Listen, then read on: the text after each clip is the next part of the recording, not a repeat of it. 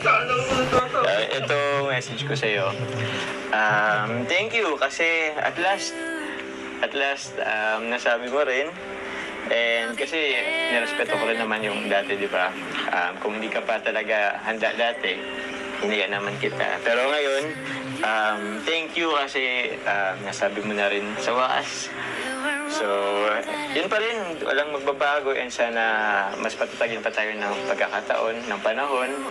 And yun sana, looking forward ako na mas marami pang memories ang Jomcar with Team Kalinga.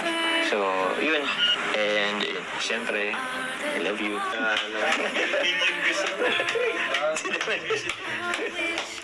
Grabe na to. Ayan, si Carla naman. Carla naman. Thank you kasi nirespeto mo yung decision ko na hindi na muna natin ipaalam sa kanila. Siyempre kasi natatakot ako sa sasabihin ng ibang tao. Siyempre kilala mo naman ako, diba?